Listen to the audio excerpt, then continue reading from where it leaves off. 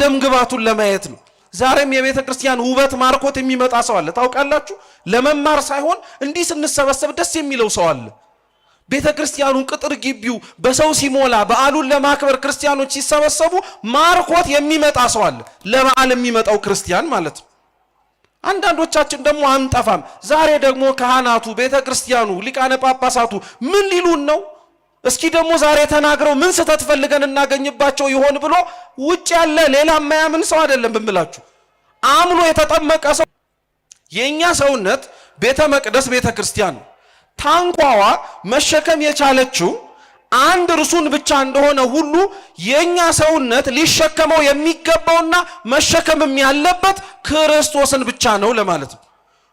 ማህተባችንን የደበቅን ከምንሰደድ ብለን ያለንበትን ቦታ ሁኔታ መርጠን መስለን መኖርን የሻትን ስንት ክርስቲያኖችን ዳር ላይ ቆሞ የሚማር ሰው አለ። ዳር ላይ ቆሞ የሚሰማ ሰው አለ። ቤተ ክርስቲያን በርቀት ነው የሚል 12 ሆነው ነው ይሄንን አልጫውን ዓለም ያጣፈጡት። እኛ 70 እና 80 ሚሊዮን ሆነን እኮ ነው ያበላሸን። የሐዋርያው የቅዱስ ማቴዎስ ወንጌል ምዕራፍ 13 ከቁጥር 1 እስከ 9 ባለ የመጽሐፍ ቅዱስ ክፍለ ምንባብ መነሻ አድርገን ባለችን ደቂቃ እንማራለን። አስቀድሜ መጽሐፍ ቅዱሱን ቃል ሁላችሁ መስማት እንድትችሉ በንባብ አሰማችሁና ከዛ በኋላ ወደ ትምህርታችን እንሄዳለን። የቅዱስ ማቴዎስ ወንጌል ምዕራፍ 13 ከቁጥር 1 ያለው የጌታችን ኢየሱስ ክርስቶስ ቃል እንዲህ ይላል። በዚያን ቀን ኢየሱስ ከቤት ወጥቶ በባህር አጠገብ ተቀመጠ። እርሱም በታንኳ ገብቶ እስኪቀመጥ ድረስ ብዙ ሰዎች ወደ እርሱ ተሰበሰቡ። ሕዝቡም ሁሉ በወደቡ ቆመው ነበር። በምሳሌም ብዙ ነገራቸው፣ እንዲህም አላቸው። እነሆ ዘሪ ሊዘራ ወጣ። እርሱም ሲዘራ አንዱን በመንገድ ዳር ወደቀ፣ ወፎችም መጥተው በሉት። ሌላውም ብዙ መሬት በሌለበት በጭንጫ ላይ ወደቀ። ጥልቅ መሬትም ስላልነበረው ወዲያው በቀለ። ፀሐይ በወጣ ጊዜ ጠወለገ፣ ስርም ስላልነበረው ደረቀ። ሌላውም በእሾህ መካከል ወደቀ፣ እሾህም ወጣና አነቀው። ሌላውም በመልካም መሬት ወደቀ፣ አንዱም 100 አንዱም 60 አንዱም 30 ፍሬ ሰጠ። የሚሰማ ጆሮ ያለው ይስማ ይላል። ስለ ቃሉ የአምላካችን የልዑል እግዚአብሔር ስም የተመሰገነ ይሁን። በዚህ የመጽሐፍ ቅዱስ ክፍለ ምንባብ መነሻነት ትምህርታችንን የምንማር ይሆናል። አምላካችን እንዲያስተምረን የእርሱ ቅዱስ ፈቃድ ይሁንልን። የሐዋርያው የቅዱስ ማቴዎስ ወንጌል እና የቅዱስ ዮሐንስ ወንጌል በጥንቷ ቤተ ክርስቲያን ብዙ ሊቃውንተ ቤተ ክርስቲያን ያነበቡትና ብዙ ትርጓሜያትንም ጭምር እንዳስተማሩበት የሚጠቀሱ ሁለት ወንጌላት ናቸው። እነዚህ ሁለት ወንጌላት ከሌሎች ከቅዱስ ማርቆስና ከቅዱስ ሉቃስ ወንጌል ጋር የሐዲስ ኪዳን ቀኖና መጽሐፍት ላይ ጌታችን መድኃኒታችን ኢየሱስ ክርስቶስ በዚች ምድር በተመላለሰበት ጊዜ ላይ ያስተማረውን ትምህርት፣ በእጆቹ ያደረጋቸውን ተአምራት፣ በመጨረሻም ደግሞ ለድህነተ ዓለም ሲል ራሱን ቤዛ አድርጎ የሰጠበትን የድህነት ስራውን ጽፈውልን የምናገኛቸው ወንጌላት ተብለው ይጠራሉ። እነዚህ መጽሐፍት በቤተ ክርስቲያናችን ውስጥ እንደ መጽሐፍነታቸው ይነበባሉ። ምስጢር ያዘሉ ናቸውና እንደ ምስጢር ማዘለልነታቸው ደግሞ ይተረጎማሉ። የሕይወት መጽሐፍት ደግሞ ስለሆኑ ከቃል ባለፈ ደግሞ የሚሰሟቸውም ሰዎችም አድማጮችም ጭምር እንዲኖራቸውም ጭምር ይፈለግበታል። ወንጌል በቤተ ክርስቲያናችን የሚነበብ መጽሐፍ ብቻ ሳይሆን የሚኖርም ሕይወትም ጭምር ነው። እኛ ዛሬ ያለን ሰዎች በመጽሐፍ ተጽፎ የተመለከትነውንና ያነበብነውን ወንጌል ጌታችን ኢየሱስ ክርስቶስ በምድር ዞሮ ባስተማረበት ጊዜ ላይ በቃል የተናገረው እንዲሁም ደግሞ ኖሮም ጭምር ያሳየው ነው። ለዛ ነው ጌታችን ኢየሱስ ክርስቶስ ተማሪዎቹ ለነበሩት ለደቀ መዛሙርቱ ያስተምራቸው የነበረውን ትምህርት አስቀድሞ ከማድረጉም በኋላም ጭምር ይነግራቸውማል። ከነገራቸውም በኋላ ደግሞ ፈጽሞ ድርጊቱንም ያሳያቸዋል። ለምሳሌ የቅዱስ ዮሐንስ ወንጌል ምዕራፍ 13 ጌታችን መድኃኒታችን ኢየሱስ ክርስቶስ ተላልፎ የሚሰጥበት ምሽት ላይ አስቀድሞ በምሴተ ሐሙስ ቅዱስ ቁርባን ስርዓቱን ከማሳየቱ በፊት ውሃ በኩስኩስቱ ቀድቶ የደቀ መዛሙርቱን እግር ለማጠብ ዝቅ አለ። ወገቡንም በማበሻ ጨርቅ ወይንም ደግሞ በደረቅ ጨርቅ ታጠቀ። ዝቅ ብሎ የእያንዳንዱን የደቀ መዛሙርቱን እግር ካጠበ በኋላ መምህር ነህ ጌታ ነህ እያላችሁ መናገራችሁ ልክ ናችሁ። እኔ መምህር ጌታ ስሆን የእናንተን እግር ዝቅ ብዬ ካጠብኩኝ እናንተ ደግሞ እርስ በርሳችሁ ተጣጠቡ ብሎ ጌታችን አስተማራቸው። ክርስቶስ ስለ እግር ማጠብ ሲያስተምራቸው፣ ወንጌል ሲሰብክላቸው በቃል በንግግር ብቻ ያሳያቸው ሳይሆን ዝቅ ብሎ ድርጊቱንም ጭምር ፈጽሞን ያስተማራቸው። ስለዚህ ወንጌል የሚሰማ ብቻ ሳይሆን የሚኖርም ነው ብላ ቤተክርስቲያን የምታስተምረው ለዛ ነው። ጌታችን ኢየሱስ ክርስቶስ ደግሞ ያስተማራቸውን ትምህርቶች መካከል አንዱ እኛ ለትምህርታችን መነሻ አድርገን የመረጥነው የቅዱስ ማቴዎስ ወንጌል ምዕራፍ 13 ቁጥር 1 ያለው ትምህርቱ ነው። ይህ ትምህርት አባቶቻችን እንደሚያስተምሩንና እንዳስተማሩን ከሆነ ጌታችን ለመጀመሪያ ጊዜ በምሳሌ ማስተማር የጀመረው ትምህርት ነው ይባላል። ይህ ማለት ግን አስቀድሞ የማቴዎስ ወንጌል ምዕራፍ 5 ላይ ክርስቶስ መንግስተ ሰማያትን በተለያየ መልክ መስሎ እንዳስተማረ፣ ሌሎችም ደግሞ ህዝቡ መረዳት እንዲችል ሊገባው በሚችል አገላለጽ ያስተማራቸው ትምህርት ሳይኖሩ ቀርተው አይደለም። ረዘም ያለ ምሳሌ ያስተማረበት፣ ያንኑ ያስተማረውን ትምህርት ደግሞ ምሳሌውን የተረጎመበት ትምህርት ስለሆነ ደቀ መዛሙርቱ ይህንን ትምህርት ከነሱ በኋላ የተነሱም መምህራነ ቤተ ክርስቲያን ክርስቶስ በምሳሌ ያስተማረው የመጀመሪያው ትምህርት ይህ ነው ብለው ይናገራሉ። ቅዱስ ወንጌል ጌታችን ይህን ትምህርት ከማስተማሩ በፊት ሲነበብ እንደሰማችሁት ምን ይላል? ከቤት የነበረው ጌታችን ኢየሱስ ክርስቶስ ወደ ባህር ወጣ ይላል። እስኪ ከቤት የነበረው በሉ፣ ወደ ባህር ወጣ። አው ጌታችን ኢየሱስ ክርስቶስ የማያስተምርበት ቦታ የለም። በተራራም ያስተምራል፣ የሚሰማ ህዝብ በተሰበሰበበት፣ በቤት ውስጥም ያስተምራል፣ የሚያደምጥ ህዝብ ካለ። በተለያየ ቦታ ላይ ጌታችን ኢየሱስ ክርስቶስ አድማጭና ተማሪዎች ካሉ የማያስተምርበት የትም ቦታ የለም። በሁሉም ቦታ ይሰብካል።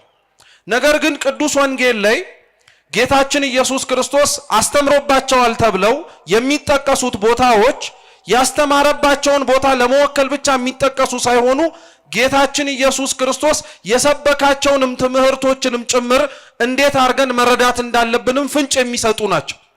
ክርስቶስ በሜዳ ወይንም ደግሞ ሁሉም በተሰበሰቡበት ቦታ ላይ የሚያስተምራቸው ትምህርቶች ሌሎቹም እንዲሰሙ የሚፈቅዳቸው ትምህርቶች ናቸው። በቤት ውስጥ የሚያስተምራቸውና በቤት ውስጥ ግን ተናገራቸው የሚባሉት ግን ቀን ሲያስተምራቸው ወይንም ደግሞ ብዙ ህዝብ ተሰብስቦ በነበረበት ቦታ ላይ ሲሰብክ በነበረበት ወቅት ላይ ያስተማረውን ትምህርት ሌሊት በቤት አብረውት በሚያድሩት አብረውት ደግሞ እስከ ፍጻሜው ድረስ እንሆናለን ላሉት ለደቀ መዛሙርቱ የሚተረጉማቸው የምስጢር ትምህርቶች ማብራሪያ ናቸው። በቤት የተሰበከ በቤት የተነገረ የሚባለው ለሁሉም አድማጭ የማይነገር ለሁሉም ሰሚ የማይሰበኩ ትምህርቶች ናቸው። ክርስቶስ እንደነዚህ አይነት መሰል ትምህርቶችን በቤቱ ላሉት ብቻ ነው የሚነግራቸው። በቤቱ ውጪ ያሉት ሰዎች ግን ይህ ትምህርት ቢሰሙት እንኳን ጸኖባቸው ወይም ከብዷቸው ወይ ሊረዱት አይችሉም፣ አለያም ደግሞ ከሰሙት በኋላ ምንነቱን ስለማያውቁ ከነሱ የሚጠበቅባቸው ምን እንደሆነ ባለመረዳት እንዲሁ ዝም ብለው ሊተውትም ጭምር ይችላሉ። ስለዚህ ክርስቶስ አድማጩን ለይቶ ነው የሚያስተምረው። ሁሉም ሰው ሊሰማው የሚችለውን ትምህርት ያስተምራል። ሁሉም ሰው ሰምቶት ሊሸከመው የማይችለውን ትምህርት ግን በቤት ውስጥ ብቻ ይሰብካል። ይሄንን ክርስቶስ ያስተማረውን የዘርዘሪውን ምሳሌ መጀመሪያ በቤት ውስጥ ነበረ። ሁሉም ተሰብስቦ ሊያየው በማይችል ስፍራ ነበር። ነገር ግን በጣም ብዙ ሰው ውጪ እንዳለ ሲመለከት፣ ነገር ግን ብዙ ሰው እርሱን ለማየት ተሰብስቦ ቤት ግን እንደከለለው ሲያውቅ ሊሰሙት የመጡትን ህዝብ ፈልጎ ጌታችን ኢየሱስ ክርስቶስ ወጣላቸው እንዲታያቸው። በባህር አጠገብ ዙሪያ የነበሩ በጣም ብዙ ሰዎች ቤቱ ሊሸከማቸው ስላልቻለ ውጭ ቆመው እርሱን ይናፍቁ ነበር። ስለዚህ ክርስቶስ ሊያዩት የመጡት ህዝብ እንዳለ ሊያዳምጡትም የመጡ ሰዎች እንዳሉ ስላወቀ ወደ ውጪ ወጣላቸው። ወደ ውጪ ከወጣም በኋላ ጌታችን ኢየሱስ ክርስቶስ እነዚህን ህዝብ ተመለከታቸው፣ አያቸው። ክርስቶስን ይከተለው የነበረው ህዝብ ሁሉም የሚመጣበት ዓላማ የተለያየ ነው። በነገራችን ላይ ሁሉም የሚመጣበት ዓላማ ተመሳሳይ አይደለም። አንዳንዶች ክርስቶስ ያስተምርበት ቦታ ላይ ይገኙ የነበሩት እውነትም ተምረው ለውጥ ለማምጣትና እስከ መጨረሻው ድረስ ለመከተል ነበረ። ልክ የክርስቶስን ትምህርት ተምረው ቆርጠው እስከ መጨረሻው ድረስም አብረንህ እንሆናለን ብለው እንደወሰኑት እንደ አባቶቻችን ሐዋርያት አንዳንዶች ክርስቶስ ያስተምርበት የነበረበት ቦታ ላይ ይቀመጡ ይገኙ የነበሩት ደግሞ የእጆቹን ተአምራት ፈልገው ነው።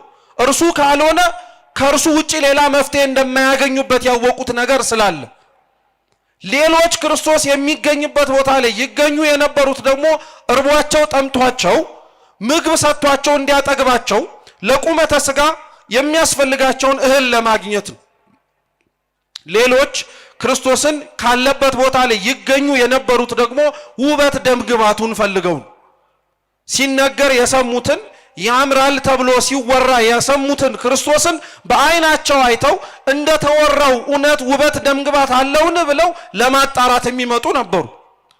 ሌሎች ደግሞ ክርስቶስ ካለበት ቦታ ላይ ይገኙ የነበሩት ለክስ ለወቀሳ ሲያስተምር ከሚገኝበት ስህተት ካለ እንኳን በዛ ስህተቱ ወቅሰው ሰድበው አልያም ደግሞ ክስ መስርተው ሊገሉት ስለሚፈልጉ ነው። ልክ ክርስቶስን ቤተክርስቲያን ውስጥ ያላችሁ ልጆች ክርስቲያኖች ስሙ። በእነዚህ ምክንያት ተከትለውት ካለበት ቦታ ላይ እንደሚገኙት ዛሬም ቤተክርስቲያን ውስጥ የምንገኝ ሰዎች በነገራችን ላይ ወይም ቤተክርስቲያን ዙሪያ የምናንጃብብ ሰዎች ከአምስቱ ምክንያቶች አንዘል። አንዳንዶቻችን የመጣ ነው እውነት ሰምተን ለመለወጥና እስከ መጨረሻው ድረስ ከእግዚአብሔር ጋር ለመኖር ነው። ይህን እግዚአብሔር ለሁላችን ያርግልን። ይህ ነው የመጀመሪያው የክርስቲያን ዓላማ። ቤተክርስቲያን ውስጥ ሲገኝ በ40 በ80 ቀንም ተጠምቆ ቤተክርስቲያን ውስጥ አለ ክርስቲያን ነህ ተብሎ ሲሰበክ ስሙን ተሸክሞት ግብሩ ስራው ታቶበት ለመኖር አይደለም። ቢችል የተማረውን ኖሮ እስከ መጨረሻው ከእግዚአብሔር ጋር ለመጣበቅ ነው። አንዳንዶቻችን ደግሞ የመጣ ነው ተአምር ፈልገን ነው። እርሱ ካልሆነ አንዱ አምላክ ካልሆነ በቀር ሌላ ማንም ሊፈጽመው የማይችል ነገር እንዳለ አውቀን እርሱን ደጅ ለመጥናትና የእርሱን ተአምር ምልክት ፈልገን የመጣንም ሰዎች አንጠፋም። ሌሎቻችን ደግሞ የምንመጣበት ምክንያት ደግሞ እርቦን ጠምቶን ነው። ቤተክርስቲያን ውስጥ የሚዘከረውን ዝክር ያሉትን ምግቦች ለመቅመስ የመጣን። በነገራችን ላይ ለዛ ነው ታውቃላችሁ በቤተክርስቲያናችን ጥንታዊ ስርዓት መሰረት ጽዋ ዝክር ከቤተክርስቲያን ውጪ እንደማይደረግ ታውቃላችሁ። አስቀድሞ ዝክርና ጽዋ ቤተክርስቲያን ቤተክርስቲያን ውስጥ ነው የሚደረገው። ለምን? በየመጠለያ ዙሪያዎች ውስጥ ዝክርና ጽዋ ቤተ መቅደስ ቤተክርስቲያን አካባቢ እንዲደረግ የሚፈለገው በዛ ድግስና በዛ ዝክር መሰብሰብ ምክንያት የዕለት ምግባቸውንና የዕለት መጠጣቸውን አጥተው የሚመላለሱ ክርስቲያኖች ወይንም ደግሞ የራባቸው ሰዎች በልተው ጠግበው ረክተው ለዘካሪው በረከት ለማስገኘት ለሚበሉት ለሚጠጡት ደግሞ የሚፈልጉትን ነገር ከቤተ ክርስቲያን ለማግኘት ነው። አሁን ዝክራችን ጽዋችን ድሃዎችን ከመመገብና እነርሱን አጥግበን መንግስተ ሰማያትን ከመውረስ ምክንያት አልፎ ሀብት የምንለካካበት የትከሻችን መለካከያ ከሆነ ሰንብቷል። እውነት ነው። ሰው የሚዘክረው ሰው የሚያበላው ሰው የሚያጠጣው ያጣውን ነበረ ድሮ። አሁን ላይ ግን ያጡትን ከምናበላው ይልቅ እኛን የሚመስሉንን ዘክረው ነገ ላይ ደግሞ ምን ሊያመጡና የተሻለ ነገር ሊያሳዩን ይችላሉ የምንላቸውን ሰዎች የምንሰበስብበት አይደለም ዝክርና ጽዋ። የቀደመችው ቤተክርስቲያን ስርዓቷ ይህ ነበር። ስለዚህ ቤተክርስቲያን ውስጥ የሚገኙት ሰዎች ልክ ክርስቶስን ለመስማት እንደሚመጡት ሰዎች እርቧቸው ጠምቷቸው የሚመጡ ሰዎች አሉ። ሌሎች ደግሞ እንዳልኳችሁ ክርስቶስን ይከተሉት የነበሩት ክርስቶስ አያችሁት በምን አይነት መልክ የተለያየ ሰሚ አብሮት እንደሚያደምጠው የነበረው ሁሉንም ሊመጥን የሚችል ትምህርት ነበር የሚያስተምረው። ሁሉም ሰምተውት ሊስተካከሉበት የሚገባውን ወንጌል ነበር ይሰብክላቸው የነበረው። ስለዚህ ጌታችን ኢየሱስ ክርስቶስ አድማጩን አውቆ የሚያስተምር መምህር ነበር። ስለዚህ ይኖርበት ከነበረበት ተቀምጦበት ከነበረበት ከቤት ወጣና ወደ ባህሩ ወደብ ተጠጋ። ብዙ ሕዝብ ያየው ይናፍቀው የነበረውን አምላካቸውን ማየት ጀመሩ፣ ተመለከቱት። ማዳመጥ ደግሞ ፈለጉ፣ ትምህርቱን መስማትም ናፈቁ። ስለዚህ ጌታችን ኢየሱስ ክርስቶስ በታንኳ ላይ ተቀመጠና ወይንም ደግሞ ታንኳ ላይ ቆመና ባህር ላይ ተጭኖ እየተንሳፈፈ ሌሎቹን ማስተማር ጀመረ። እነሱ ሊሰሙት የመጡት ወደብ ላይ ናቸው። ምን ላይ ናቸው? ወደብ ማለት ደረቅ መሬት የብስ ላይ ናቸው። እርሱ ደግሞ ታንኳ ላይ ቆሞ ባህሩ ላይ እየተንሳፈፈን የሚያስተምራቸው።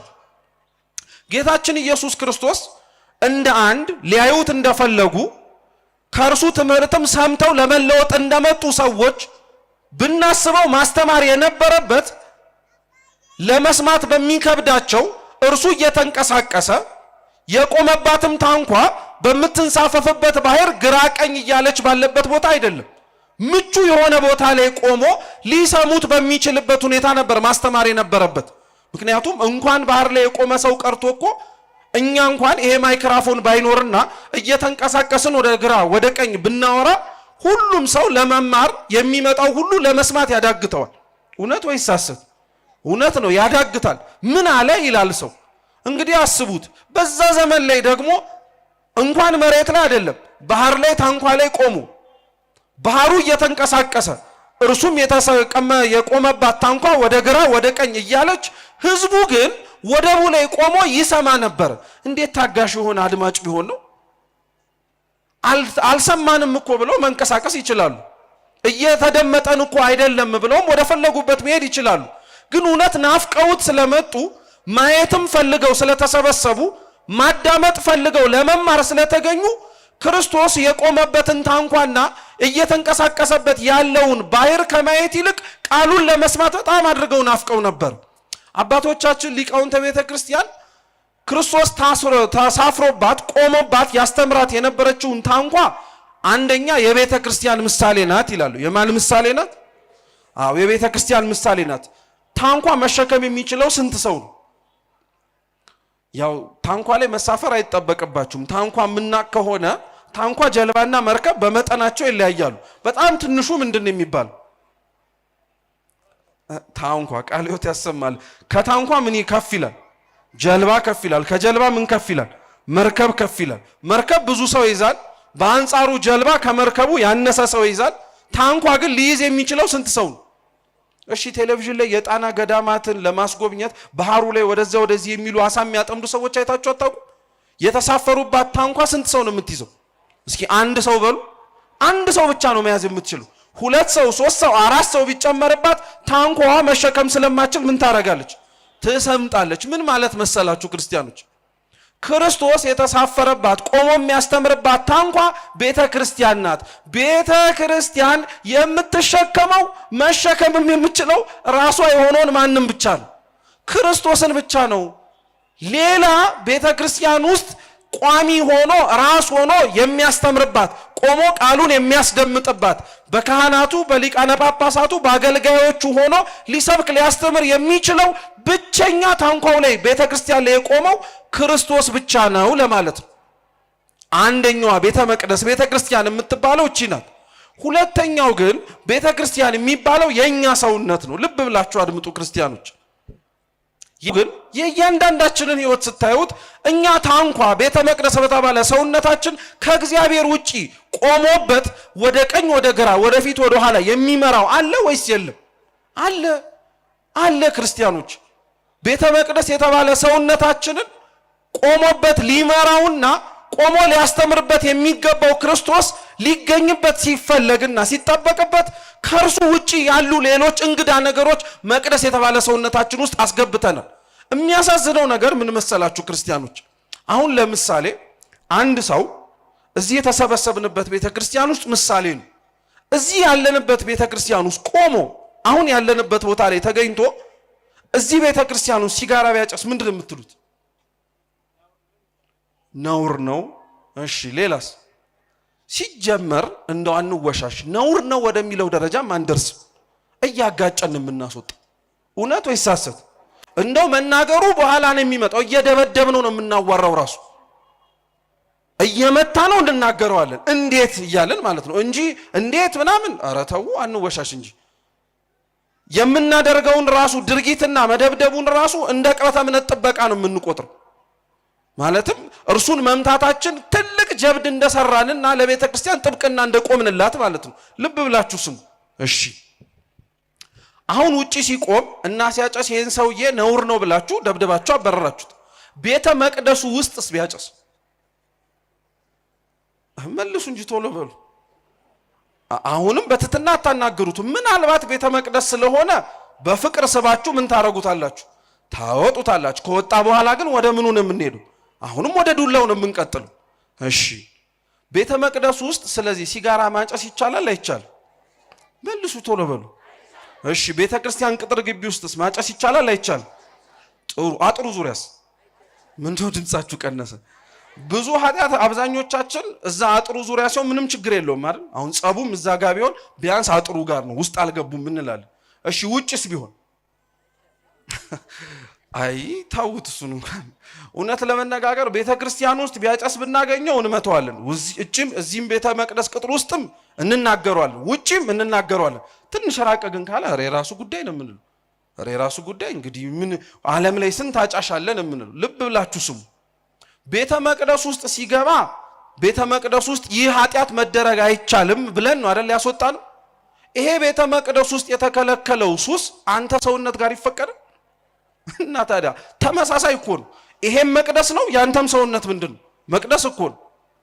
ይሄ ቤተ ክርስቲያን ውስጥ ሊደረግ አይገባም ብለን ጥብቅና የምንቆምለት ምንም አይነት ነገር የኛ ሰውነት ላይ ሊፈቀድ አይችልም በፍጹም። የትም ቦታ ብንሆን አልኳችሁ እኮ ቤተ መቅደስ ውስጥ ሲሆን ኃጢአት ነው አልን። ቅጥር ግቢ ውስጥም በደል ነው፣ አጥሩ ዙሪያም ኃጢአት ነው፣ ውጪ ስንወጣም በደል ነው ካልን ቤተ መቅደስ ውስጥ የማንሰራው ኃጢአት ውጪ የምንፈቀድለት ምንም ምክንያት የለም፣ አይፈቀድምም ጭምር። እየሰማችሁኝ ነው ክርስቲያኖች? አዎ ሰውነታችን ላይ ልክ ክርስቶስ እንደቆመባት ታንኳ እንዳልኳችሁ መሪዋ ክርስቶስ ብቻ ነው መሆን ያለበት። የእያንዳንዳችን ሰውነት ግን ክርስቶስ ሊመራው የሚገባው ሆኖ ሳለ በጣም ብዙ እንግዳ ነገሮች አስገብተንበታል። ኃጢአቱም፣ ነውሩም፣ በደሉም፣ ዘረኛነቱም፣ ክፋቱም ሁሉም ስለገባበት ታንኳው እየተበጠበጠ የኛ ሰውነት ወዴት ቦታ ላይ ቆሞ መርጋት እንዳለበት ያልታወቀ ለዛ ነው ሁሉም የሚመራው ሆነ። ማንም እየመጣ የሚነዳው ሆነ። የኛ ሰውነት ግን መምራት የነበረበት ቆሞም ይሄንን ሰውነታችንን ማስተዳደር የነበረበት ማን ነው? እግዚአብሔር ክርስቶስ ብቻ ነው። ክርስቶስ ቆሞ ያስተምርባት የነበረችው ታንኳ እንዳልኳችሁ የኛ ሰውነት ናት።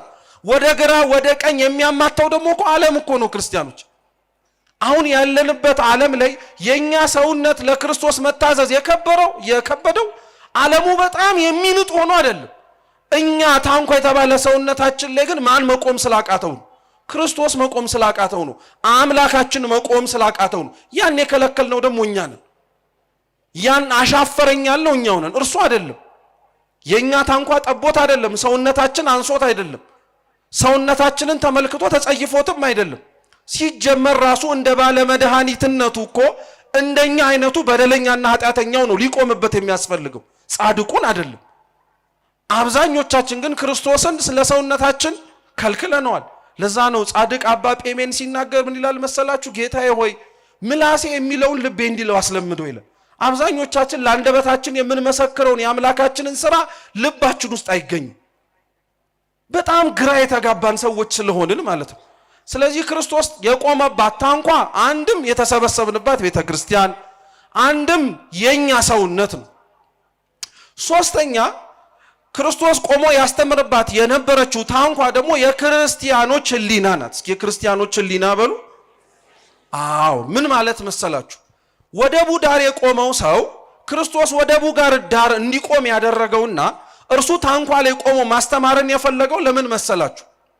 ዳር ሆናችሁ ሳይሆን እኔ የምላችሁን የማስተምራችሁን መስማትም ሆነ ማዳመጥ ያለባችሁ እኔ ካለውበት ቦታ ላይ ተገኝታችሁ ነው ለማለት ነው። ክርስቶስ ያልቆመበት ሕሊና አምላካችን ልዑል እግዚአብሔር ሊመራው የማይችል አይምሮ እግዚአብሔር የሚለውን ነገር ራሱ እየሰማ ሊገባውና ሊረዳው የማይችል ሰው ነው። አብዛኞቻችን ቤተ ክርስቲያን ውስጥ እንዳለንበትና እንደቆየንበት እድሜ ክርስቲያኖች ተምረነው እንዳልተማርነው፣ ሰምተነው እንዳልሰማነው፣ አውቀነው መኖር ሲጠበቅብን እንደ አዲስ ሁሌም የምናዳምጠው የእግዚአብሔር ቃል ሰርክ አዲስ ስለሆነ ሁሌም የማይጠገብ ስለሆነ ብቻ አይደለም፣ እኛው ራሳችንም ጭምር ወደቡ ዳር ስለቆምን ነው። አንዳንዶቻችን በቤተ ክርስቲያንም ጉዳይም ሆነ